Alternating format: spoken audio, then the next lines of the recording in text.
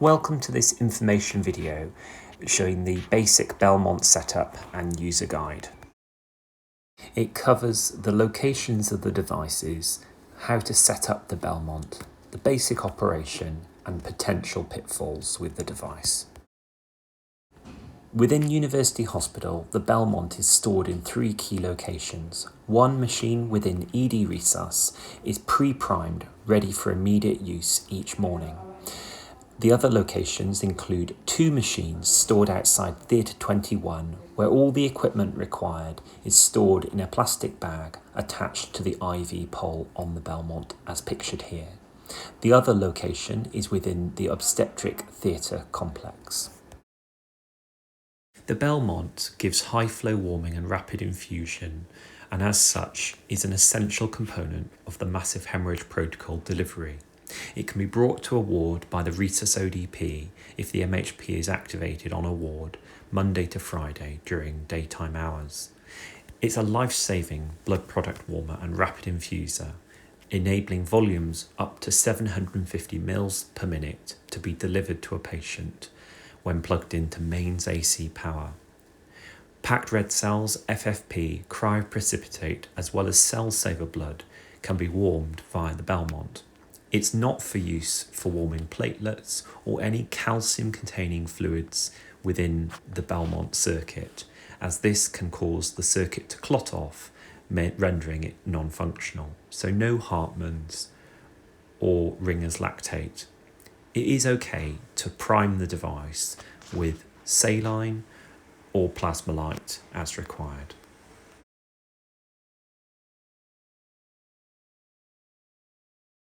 So if a Belmont is brought to an MHP, you get the unit itself with the IV pole on wheels. The mains power lead is an essential part of the equipment piece, as without it, on battery power, the Belmont does not warm blood products, so it has to be plugged in.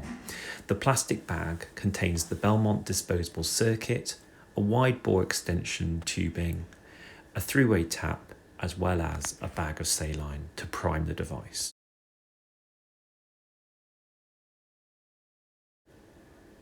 So loading the Belmont circuit requires prior rehearsal and practice. Training circuits for this purpose are kept within the anaesthetic consultant office. Loading the circuit can be broken down into several steps. First of all, open the door latch and open the circuit box. Then tighten the connections on the circuit and clamp the 3 line clamps at the spike end of the circuit. So here you can see the circuit being taken out of its packet and the line clamps being clamped. Next, I'm looking for the blue circuit connectors within the circuit, which in transit can become loosened and inadvertently, if not tightened, can disconnect. I point these out now in 2 places on the circuit.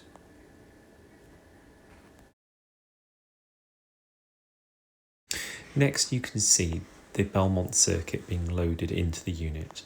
The latch for the door is opened, and then first the heating coil is being put into place, with the red arrow at the top of the heating coil matching the red marking on the unit itself. The tubing is fed round naturally, with the pressure transducer chamber fitted into place, and then the recirculation tubing being slotted in at the bottom.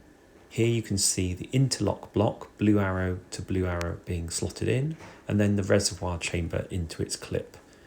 One of the spike covers is removed, and the bag of saline is spiked. Next, you can see the circuit being unclamped, and then a check of the tubing is being made. I've spotted that I've twisted the tubing when I've put the interlock block into place. So making an adjustment, I'm just unclamping the reservoir, taking out the twist,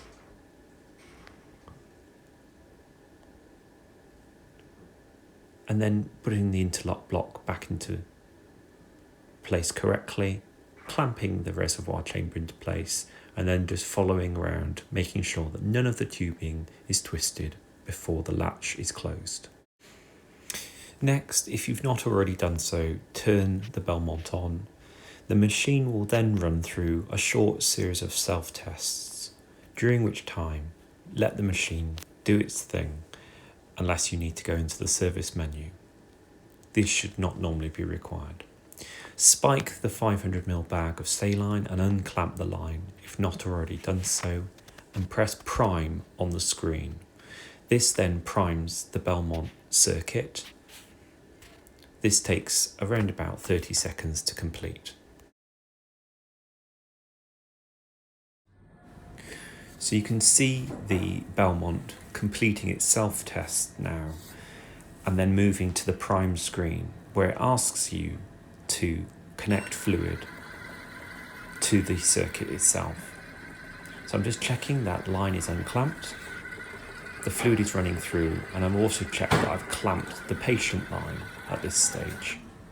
Once that's completed, the system itself is de-aired and primed, and it asks you to prime the patient line. It's important that the three-way tap and extension line are connected already at this stage so that they get de-aired. It's giving a high pressure alarm here because I've earlier on clamped that end of the line. So I'm just unclamping that now. You now need to prime the patient line. This is the line between the machine and the patient connection. It's important that the three-way tap and extension line are fitted and not forgotten. And by pressing the patient line prime button once, it will do this at 50 mils a minute, or press and hold to do it quickly at 200 mils a minute.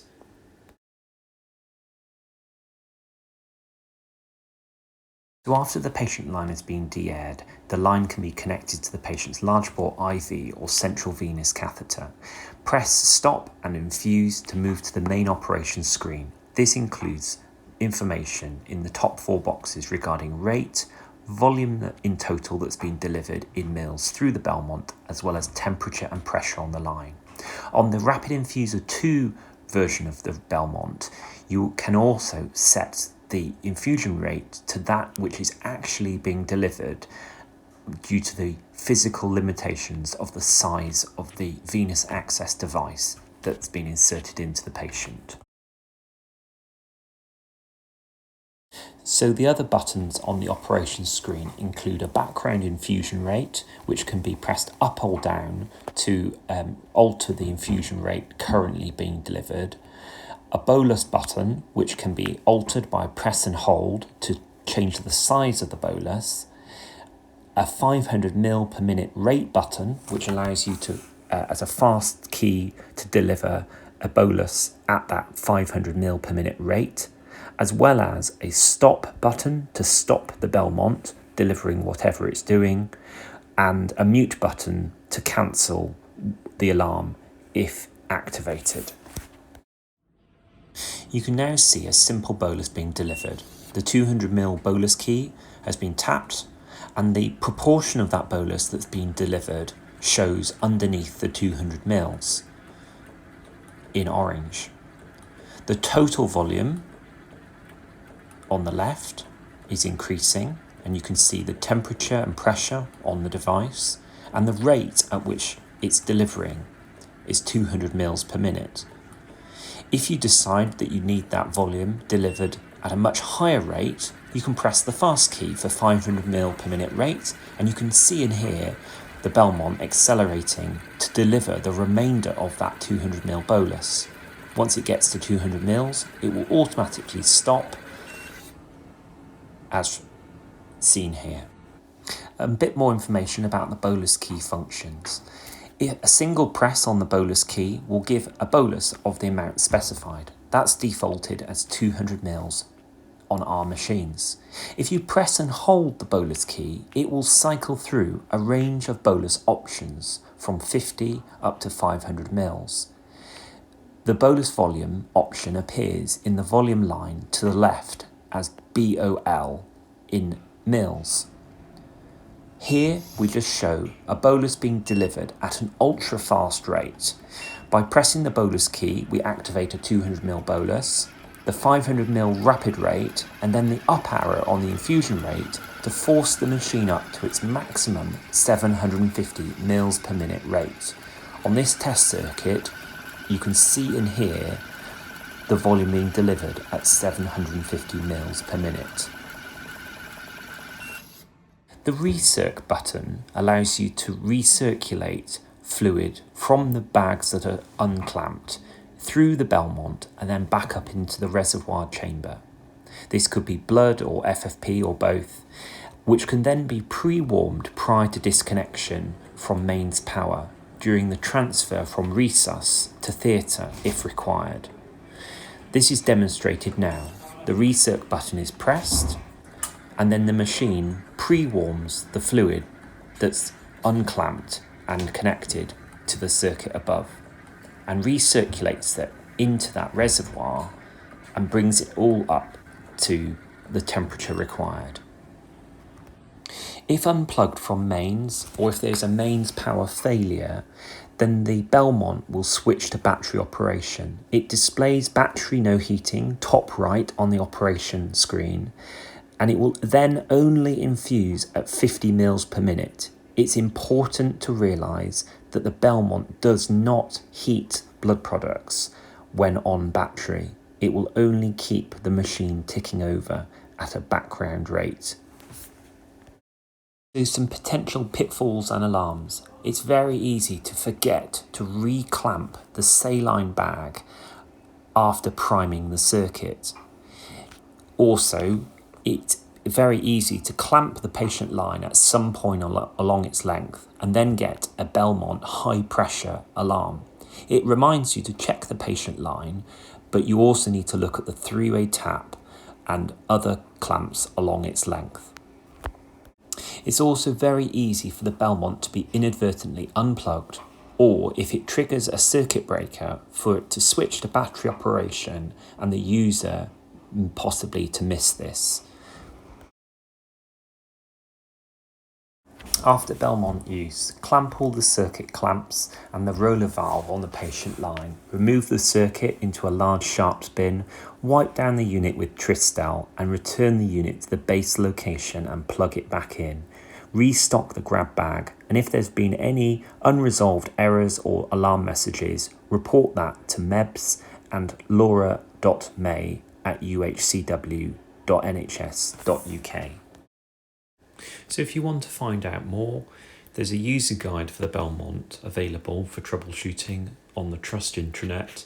And if you have any feedback or questions about the video, please email me, james.chinnery@uhcw.nhs.uk.